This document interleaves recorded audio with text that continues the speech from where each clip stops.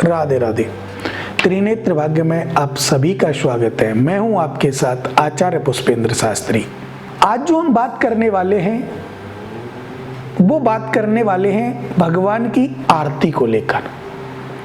जो हम भगवान की आरती करते हैं वो कैसे करते हैं, कैसे करनी चाहिए, और उसमें एक प्रथा है। आजकल आप देखते हैं, सोचते हैं कि आरती में पैसा चढ़ाना चाहिए या नहीं चढ़ाना चाहिए।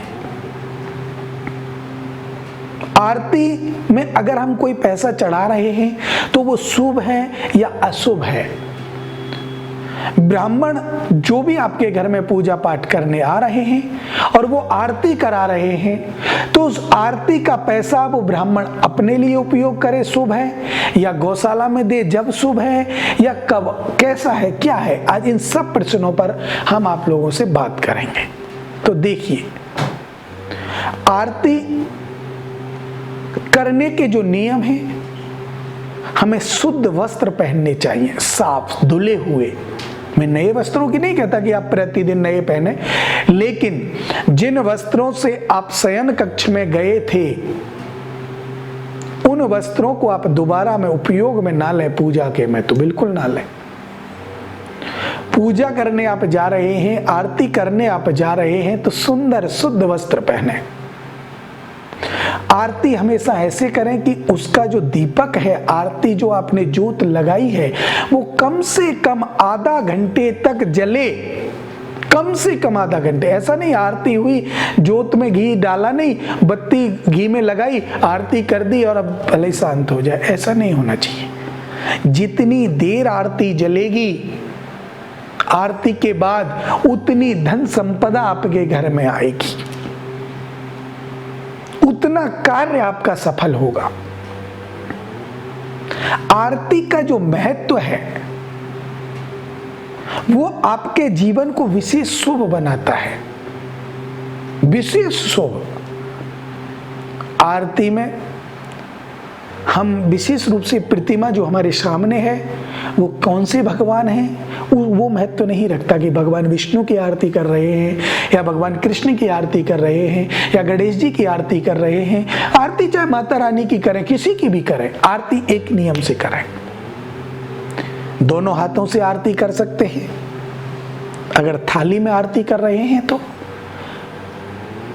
अगर आप आरती एक पंच आरती कर रहे हैं, देखिए आरती अगर आप करते हैं तो 5 बत्तियों से आप आरती करेंगे तो विशेष लाभकारी होती है। 5 बत्तियों से ही आरती करनी चाहिए। 5 बत्तियों से आपको आरती करनी चाहिए। सबसे पहले आरती मुखारविंद की, भगवान के मुखारविंद की आरती करें।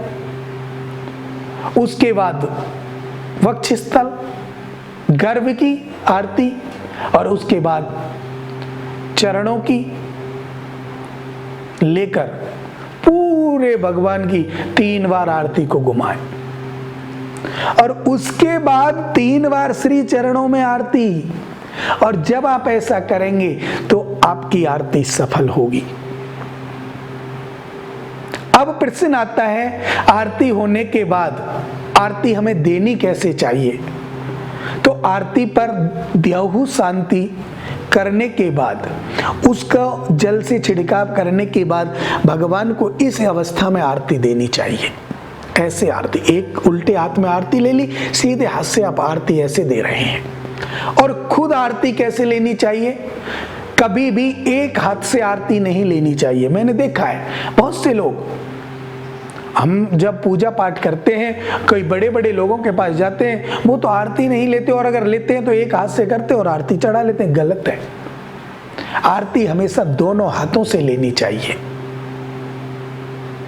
दोनों हाथों से ऐसे करके आप सर पे चढ़ाइए। सर पे चढ़ाने के बाद बाजुओं से ऐसे करके पूरे शरीर पर आरती का समावेश कीजिए, जिससे आरती से आपकी शरीर की शुद्धि होगी। भगवान का जो आशीर्वाद आरती में है वो आपके शरीर से नकारात्मकता को दूर करेगा। लेकिन दोनों हाथों से आरती लीजिए। आरती के बाद अब प्रश्न आता है कि हम आरती लेते समय या करते समय उसमें द्रव्य दक्षिणा अर्थात पैसा चढ़ाएं या ना चढ़ाएं।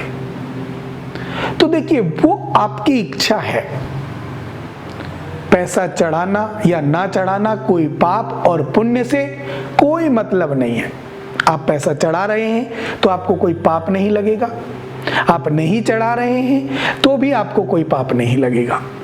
आप पैसा, लेकिन हम जिस ब्राह्मण ने आपके घर में पूजा की, पाठ किया या आरती की, उस आरती के पैसे को वो ब्राह्मण अपने जेब में ना रखे, अपने खर्चों के लिए ना ले, वो उस आरती को गौशाला में गाय के लिए दे दे, उस आरती के पैसे से बंदरों को कुछ खिला दे, गाय के लिए कुछ खिला दे, ऐसा अगर वो करेंगे तो ये विशेष शुभ है।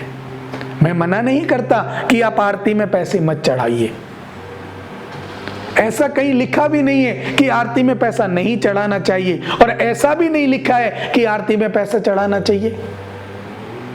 लेकिन हमारा भाव है, हम भगवान के लिए जो उसने हमें दिया है उसमें से न तुच्छ कुछ छोटा सा हम उसको अर्पण करते हैं भाव से, तो चढ़ाइए।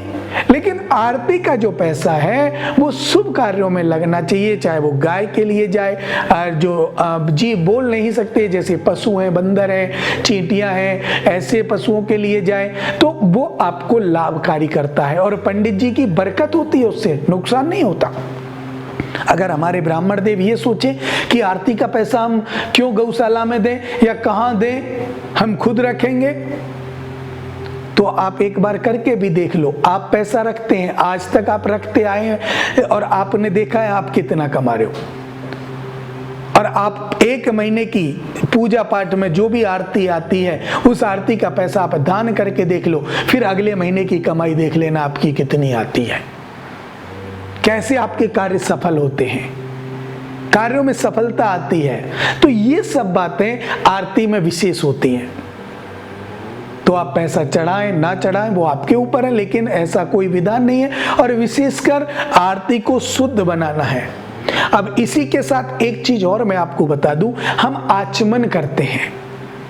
जब ब्राह्मण आपके हाथ में जल देता है और बोलता है ओम श्री केशवाय नमः, ओम श्री माधवाय नमः, ओम श्री गोविंदाय नमः, और उसको फिर आपसे कहता है आप इसे स्वीकार कीजिए, ग्रहण कीजिए, तो आपको वो ऐसे ऊपर से ग्रहण करना चाहिए, ऊपर से। अगर आपकी ये हथेली आपके होठों से स्पर्श कर गई तो फिर उसको आप सर पे ना ले जाएं। बहुत से लोग मैंने देखा है ऐसे होठों से पिएंगे, हथेली सर पे, हथेली पे होठ स्पर्श किए हैं, हथेली झूठी हो गई फिर भी उसे सर पे ले गए, वो पाप लगता है, वो अशुद्ध हो जाता है। अगर आपने ऊपर से डाला है आचमन को तो आप सर पे आप ले जाइए, भगवान का आशीर्वाद प्राप्त होगा। तो आरती और आचमन ये दोनों ही विशेष शुद्धता से हमें करना चाहिए, जिससे कि हमारा जीवन सफल हो, भगवान प्रसन्न हो, भगवान की कृपा दृष्टि आपके ऊपर बरसे।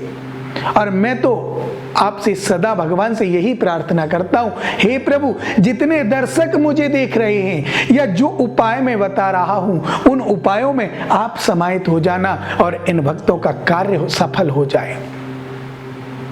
कहते हैं ना, प्रभु आपकी कृपा से सब काम हो रहा है, करते हो आप कन्हैया मेरा नाम हो रहा है। अर्थात करने वाला परमपिता परमात्मा है, लेकिन नियम जो है वो हम लोग करते हैं। तो इन्हीं शुभ मंगल कामनाओं के साथ मुझे दीजिए इजाजत। राधे राधे।